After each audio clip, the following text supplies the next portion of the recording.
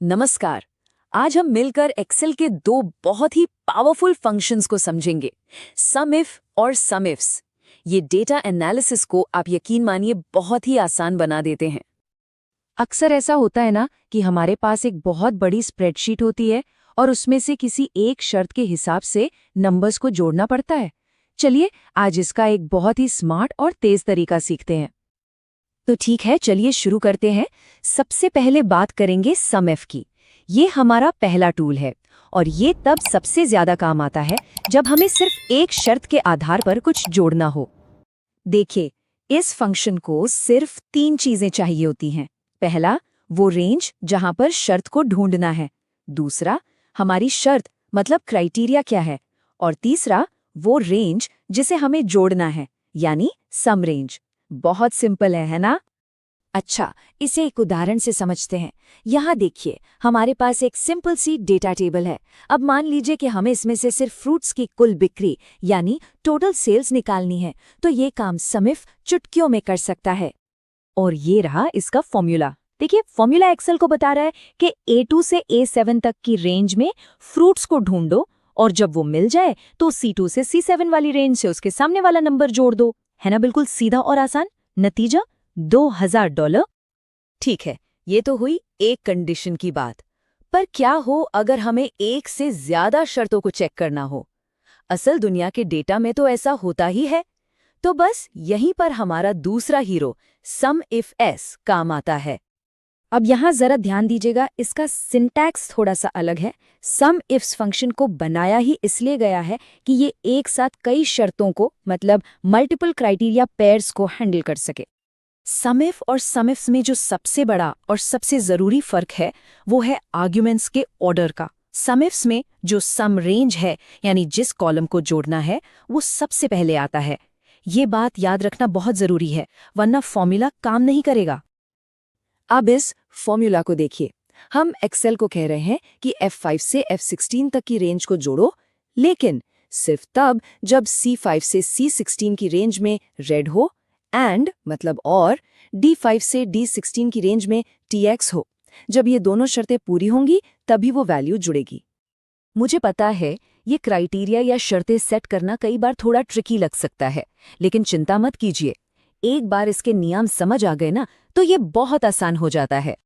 यहाँ कुछ उदाहरण हैं। बस ये याद रखना है कि टेक्स्ट और लॉजिकल ऑपरेटर्स जैसे ग्रेटर दैन या नॉट इक्वल टू, ये सब हमेशा डबल कोट्स के अंदर आते हैं।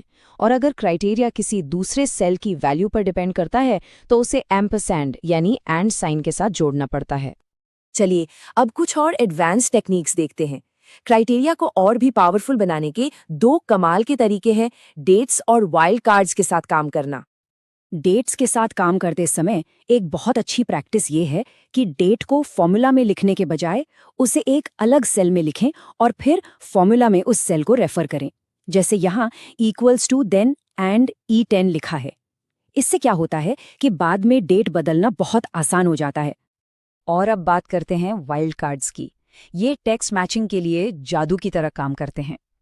एस्टरिस्क यानी स्टार का मतलब है कोई भी टेक्स्ट और क्वेश्चन मार्क का मतलब है कोई भी एक कैरेक्टर। ये तब बहुत काम आते हैं जब हमें पार्शियल टेक्स्ट मैच करना हो। चलिए अब एक बहुत ही कॉमन प्रॉब्लम को समझते हैं जहां सम इफ और सम इफ्स दोनों ही काम नहीं कर पाते। इसे अरे प्रॉब्लम भी कहते हैं और इसका सल्यूशन भी देखेंगे जो एक्सपर्ट्स इस्तेमाल करते हैं। मान लीजिए हमें साल के हिसाब से टोटल करना है, तो हम शायद कुछ ऐसा फॉर्मूला लिखने की सोचें ईयर फंक्शन का इस्तेमाल करके। लेकिन ये काम नहीं करेगा। क्यों? क्योंकि सम इफ्स को क्राइटेरिया रेंज में एक एक्चुअल सेल रेंज चाहिए होती है, ना कि फॉर्मूला से बनी हुई वैल्यूज की लिस्ट जिसे अरे कहते हैं। और जब हम ऐसा फॉर्मूला एंटर करने की कोशिश करते हैं तो एक्सेल हमें ये वाला एरर मैसेज देता है, There's a problem with your formula। बहुत फ्रस्ट्रेटिंग होता है ना, क्योंकि इससे पता ही नहीं चलता कि गलती कहाँ है। तो इसका सॉल्यूशन क्या है? इसका एक बहुत ही शानदार सॉल्यूशन है सम प्रोडक्ट।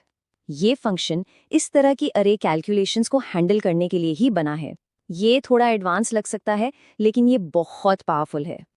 तो चलिए, जो कुछ भी हमने आज सीखा है उसकी मुख्य बातों को एक बार जल्दी से दोहरा लेते हैं। ये टेक अवेज आपकी नई डेटा सुपर पावर हैं। तो नियम याद रखें, सम इफ एक कंडीशन के लिए, सम इफ्स एक से ज्यादा कंडीशंस के लिए। सम इफ्स में सम रेंज सबसे पहले आता है। टेक्स्ट और लॉजिकल क्राइटेरिया हमेशा कोट्स में होते हैं, और हाँ, एरे प्रॉब्लम के लिए सम प्रोडक्ट का इस्तेमाल करें। इन फंक्शंस में महारत हासिल करना मतलब समय बचाना और डेटा से बेहतर इंसाइट्स निकालना। तो अब जब ये टूल्स इतने आसान लग रहे हैं तो सबसे पहला सवाल मन में क्या आता है कि इन नई सीखी हुई स्किल्स से सबसे पहले कौन सी इंसाइट निकाली जाएगी? सोचिएगा जरूर।